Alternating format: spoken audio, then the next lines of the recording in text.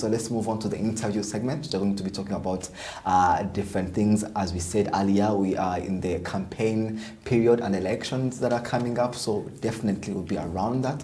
Don't go anywhere. We'll be right back.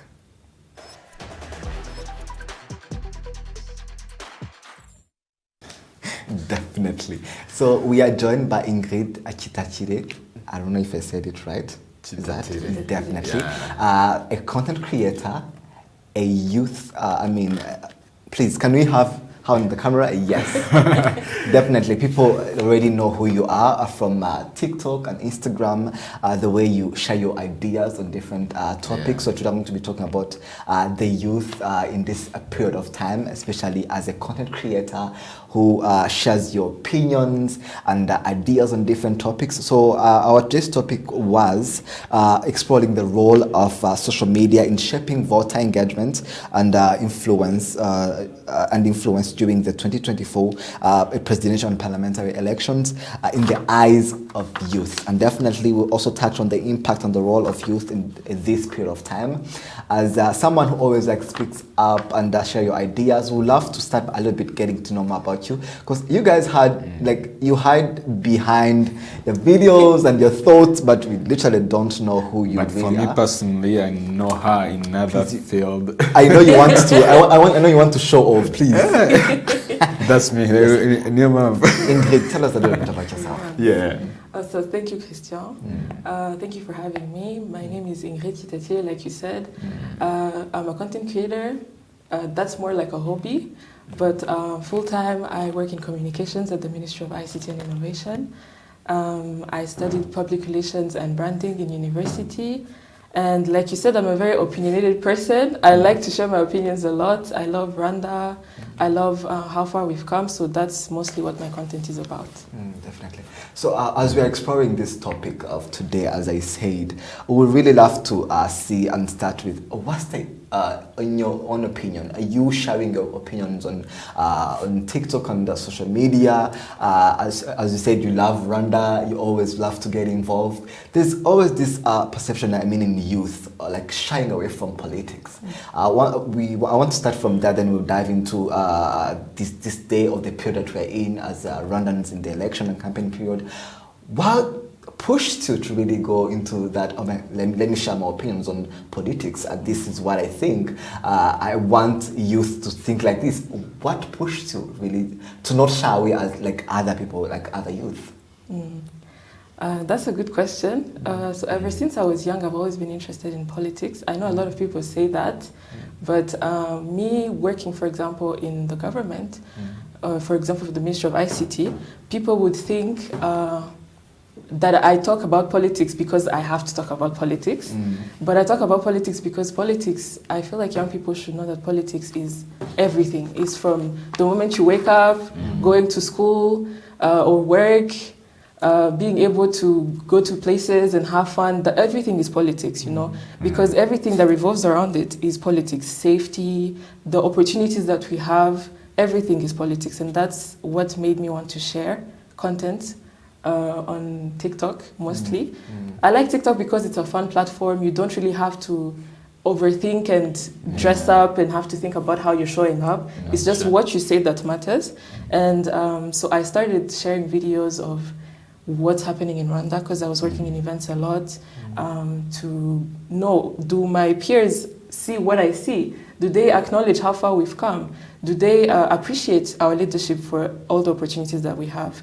And then I try to make it more Gen Z friendly, so that they can be like, oh, if this girl can talk about it like this, then, why am I afraid of talking about politics? Do I feel like someone is looking at me?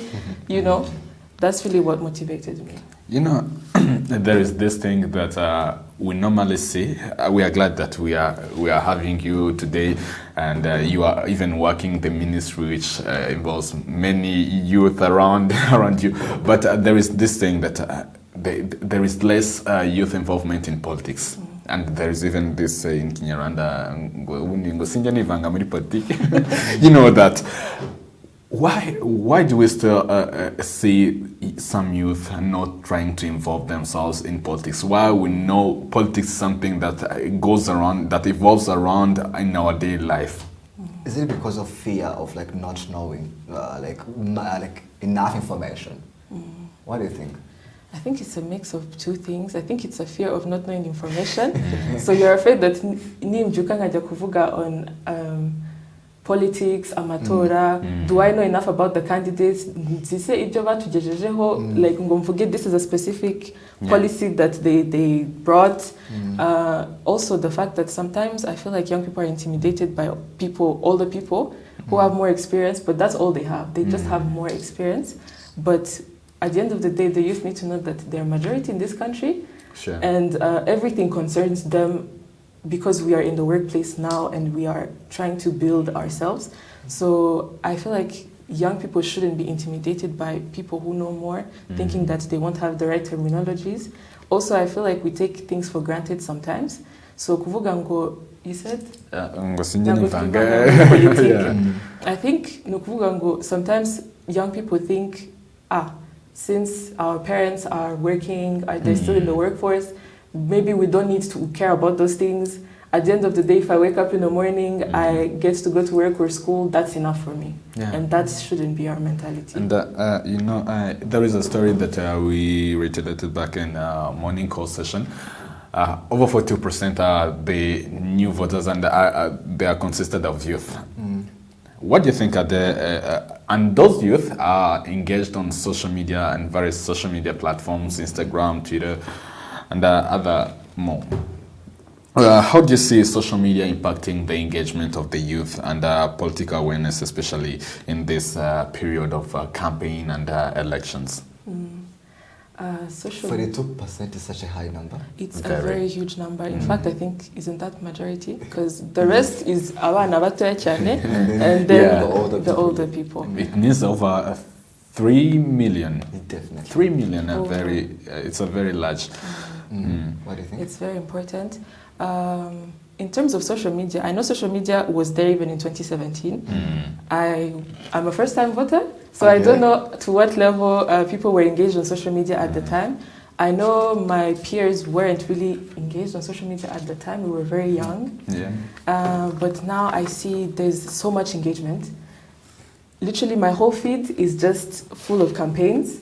Every story has a picture of the day, a quote of the day. I really love to see it, whether in Rwanda or in the diaspora, so it's very, very important. On TikTok, I see people doing Get Ready With Me to go campaign.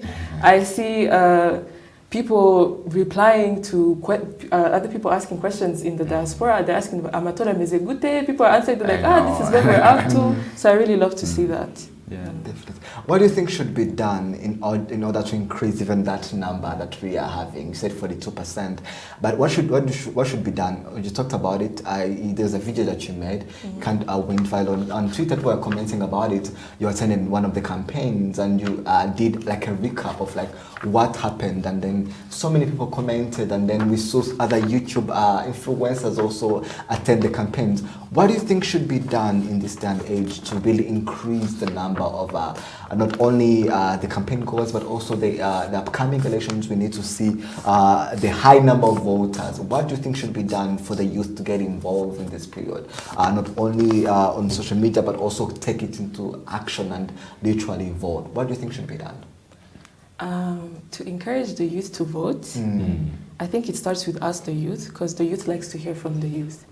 If I wake up in the morning and I do a campaign recap, I'm hoping that I'm motivating another young person to do the same. Because it doesn't take someone special to wake up in the morning and express their views or what they're seeing. Because a lot of people want to create content, but they think they have to be a certain kind of person with a certain personality to do that.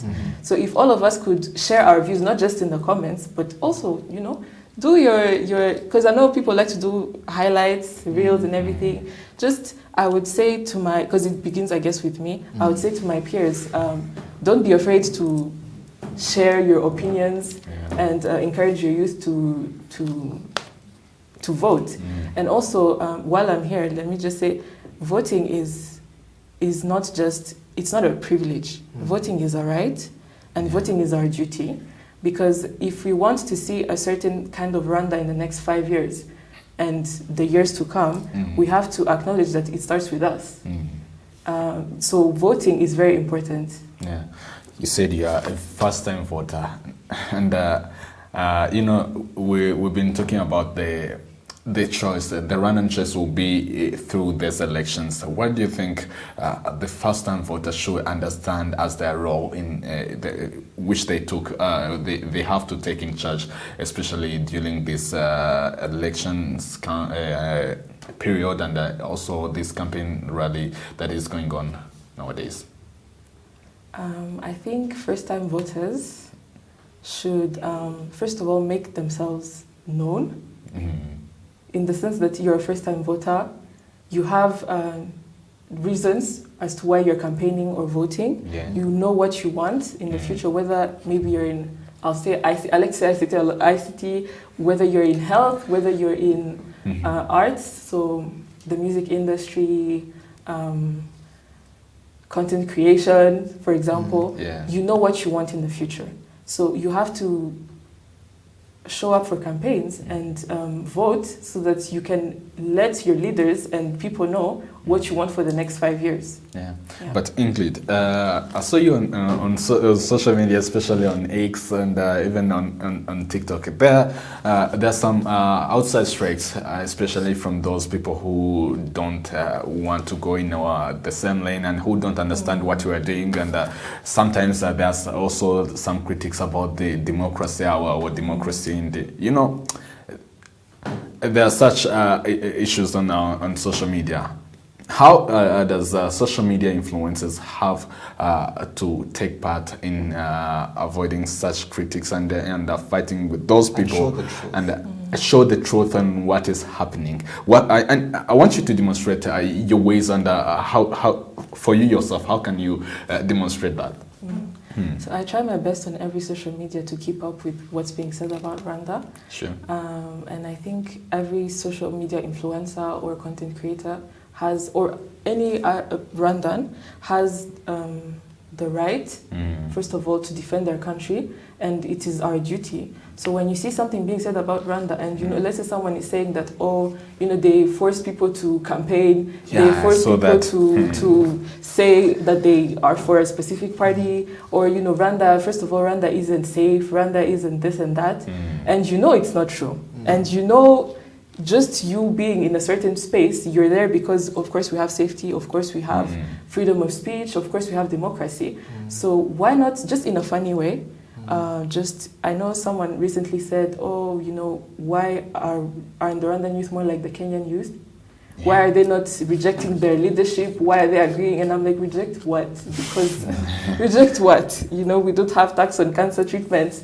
In fact, we have so many policies that advance our health sector. So just you answering I like to answer in a fun way and say, no, actually, this is what's happening right now. I'm with my Kenyan friend. This is what's happening right now. I'm campaigning and I'm safe. I got home safe. I got there safe. You know, things like that in small ways. Don't you see some intimidations from outside or in your DMs of some people as that could be encountered as a challenge? How can they intimidate me? That's the first question. Like through your DMs or trying to have you in terms of like a challenge you literally face there on social media?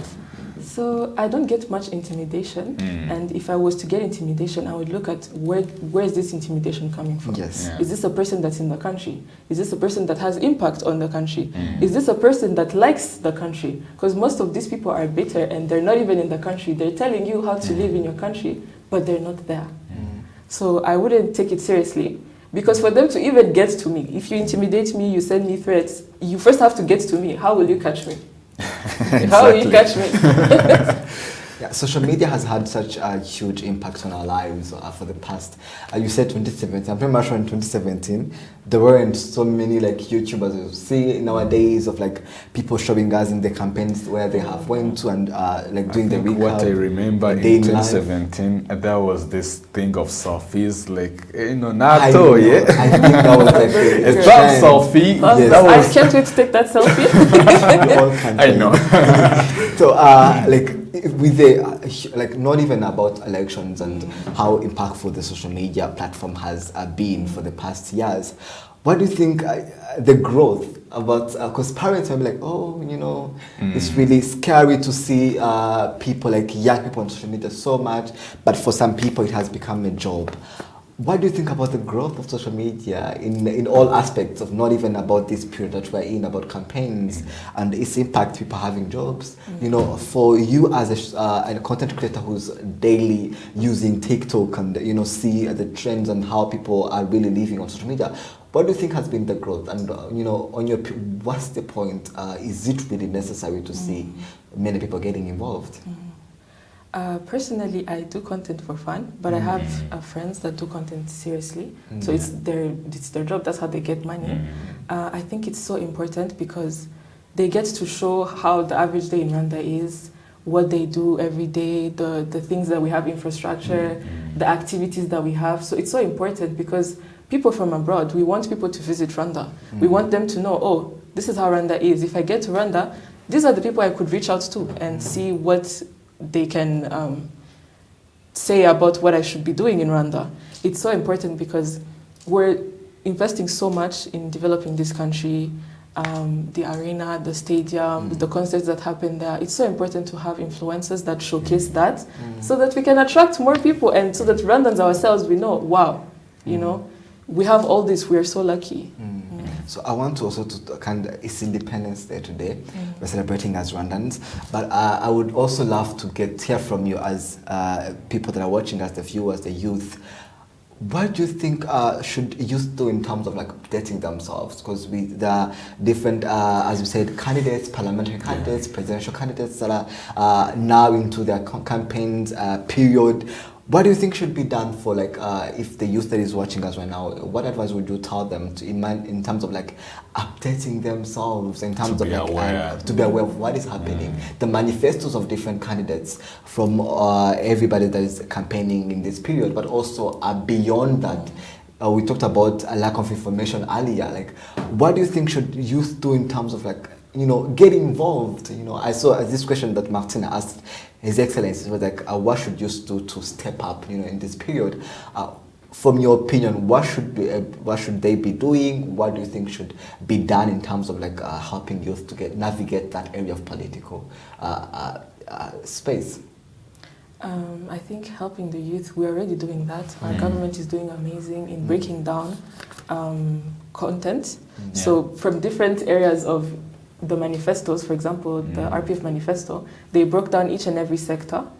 And I think to be able to tell the youth, oh, so this is what the plan is for the next years, this is what has been achieved, we've been doing a great job at showing that. So I think it just requires the youth to kind of step out of their comfort zone and go on social media, scroll on Twitter if you have Twitter. Don't just go and tweet and then go.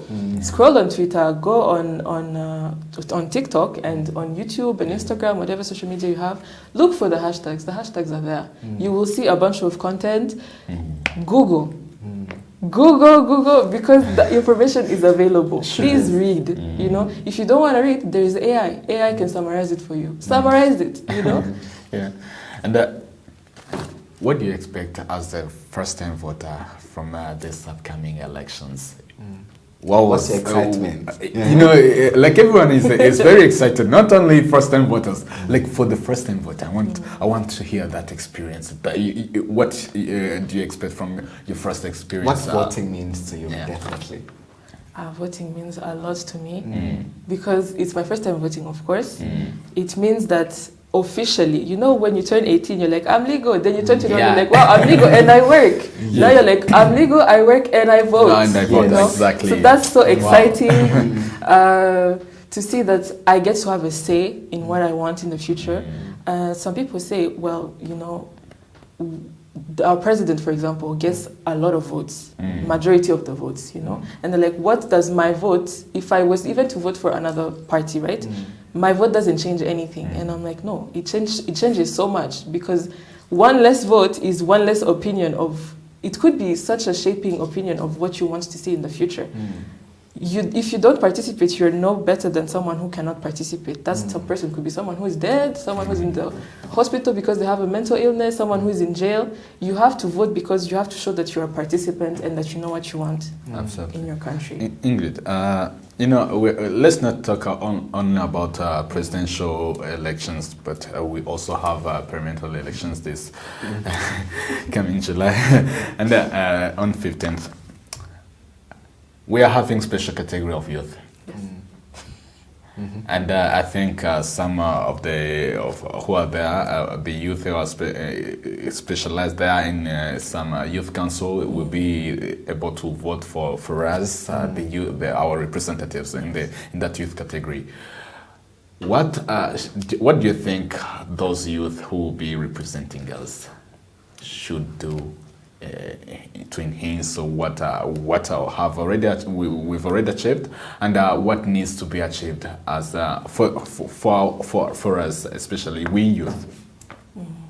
Especially that we have like now famous faces. We do. Of course, very. We do. I love their expressions in the sense how they show up. Even that confidence, That confidence. Really, the first thing that I really appreciate about them is that they are willing to show up and represent us. That's already something huge, even if they sat there and just represented us. Yeah. But now, once you get in that space, take up space. I want to see more young faces on camera. When we have our deputy, Mazaba deputy and all that, we usually see the same faces over and over again. Yeah. And we monopolize it on people who are a bit older. I would like to see young people express things, not just kubyandika and submitting it, but like I want to see you express it, I want to see you stand for the youth employment, encourage the youth because we have opportunities.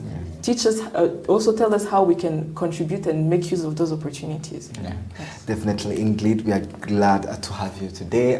So much was talked today, and we had the good conversation from you. Hopefully, every person that's watching us today got to learn from you, from ideas, and they definitely can go and follow you on social media. Please tell us where can people find you, the platforms, and then even to hear from your opinions on different videos that you have done. For those who have not yet already followed him, tell us who social media handles. On Twitter, X, you can follow me at Ingrid Chitatire, on TikTok, Ingrid. And if you want my opinions, that's where you should follow me. Definitely. And for me, I'm going for TikTok. Okay. And I'm definitely going to be inspired because your videos a little bit went viral. People are appreciating you. Yeah. Before we sum up the interview, tell me about the love that you got from as a young person really getting involved. I've talked about parliamentary candidates that we saw. Youth went out there, the comedians, they were ready, to be a part of that, and you also sharing your opinion and seeing the love and appreciation from different, even older people from different platforms really appreciated your views. Tell me about seeing the love. The love was huge. I didn't expect people to really resonate with me like that. At first I was like, what have I done that's different? Because these are things that I do on a daily. So usually from my peers, they're like, oh, you're funny, I can relate to you, I like to see somebody expressing what I think. And then to see so much appreciation and love for what I did from people who are older than me, parents, uncles, aunties, people who work with me, it was very inspiring because it's like, okay, so I'm not just inspiring my peers, I'm also, I guess, inspiring the older generations, and they like what I do. Because at first, in our Rwandan societies, it can be tricky to express yourself in a way that's funny. You have to be serious sometimes. Yes, so I didn't expect people to think, oh, she's funny. I thought people would be like, okay, maybe tone down a bit on being funny. We don't understand you. So it was very, very encouraging. For me, I was literally impressed, and because I knew that face on the they had a different side of me. But I was really impressed on what you shared on social media platforms. So thank you so much for